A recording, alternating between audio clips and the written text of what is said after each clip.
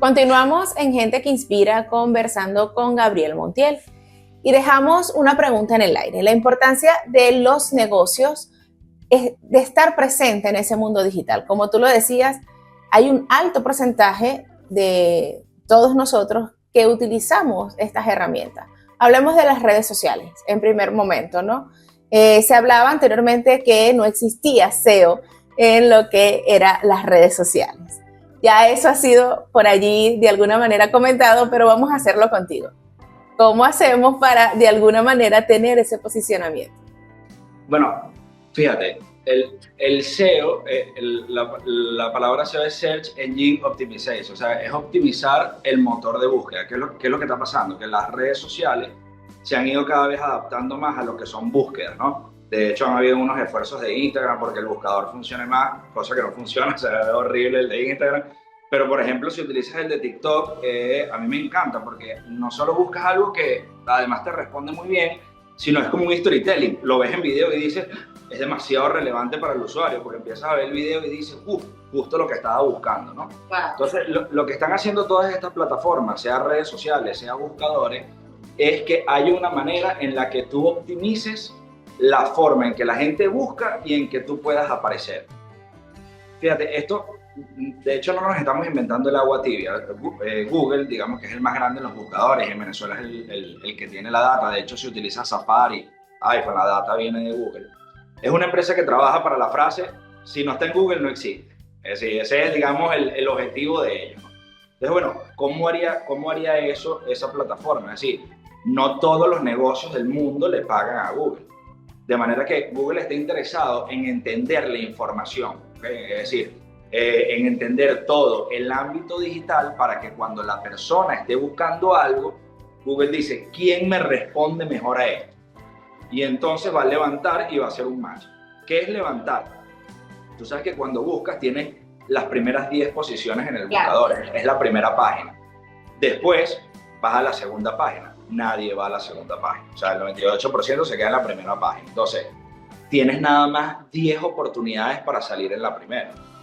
Imagínate, y supongamos que estamos hablando de un negocio de buffet de abogados. ¿Cuántos abogados no hay en Venezuela?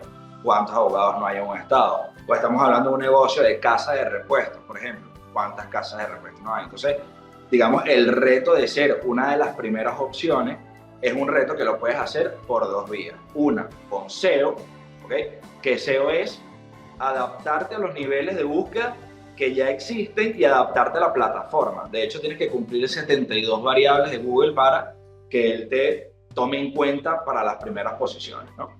Pero también lo puedes hacer con SEM, que SEM es pagar, básicamente, ¿okay? Yo lo llamo SEO es hacer lo que a Google le gusta, SEM es pon la tarjeta y entonces vas a pagar, ¿no? De las dos formas es posible. Ahora, el punto es la estrategia con la cual lo vas a hacer, ¿no? Porque ahí viene una cantidad de situaciones, retos, si estás comenzando el negocio, no necesidades ilimitadas versus recursos escasos, es decir, no siempre tenemos todo el dinero para ponerlo en términos publicitarios, los retornos de inversión, pongo el dinero, pero entonces no retorna lo que yo esperaba y empiezan esas frustraciones, ¿no? Pero dice la publicidad, etcétera, no puede vender lo suficiente. Entonces, ahí empieza una cantidad de retos importantes y lo que yo hablo a cada rato por redes y estoy a cada rato con los clientes y por todos lados, es crear una estrategia anidada entre las diferentes plataformas. Es decir, cómo yo hago que Google y Meta se entiendan entre sí, cómo hago que todos los administradores de anuncios se estén entendiendo y cómo hago para rastrear al usuario. Y eso es una de las cosas en las que me especializo. Eso tiene que ver con el método que has establecido, que has construido, el método Voxty. Sí, el método Voxty lo que intenta es llevarte de 0 a 100 en lo que debes hacer en términos digitales para atraer a un prospecto y venderle. Entonces, claro, el método Voxty, o sea, lo que yo hice fue diferenciar entre las letras Voxty, que es la agencia, diferenciar, digamos, un ABC que deberías cumplir para que no exista la posibilidad de que no tengas flujo de prospectos. No necesariamente todos te van a comprar, pero una de las cosas que no puede suceder en el negocio es que no haya gente interesada.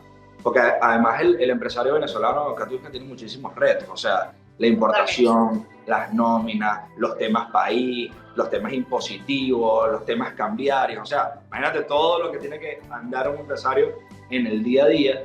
Entonces, lo que yo siempre digo es, no puede ser una situación que tú estés vendiendo caucho y alguien que está buscando caucho, tú no seas una opción. ¿Okay? No puede ser una situación que tú estés vendiendo un servicio y alguien lo está necesitando y tú no seas una de las primeras opciones. ¿Okay? O sea, que pase por tus manos. Puede ser que no te compre a ti, le comprará a otro, etcétera, pero el flujo de interesados no puede fallar. Entonces, lo que busca el método Busti es llevarte de 0 a 100 en ese proceso. Entonces, ¿qué canales elegir?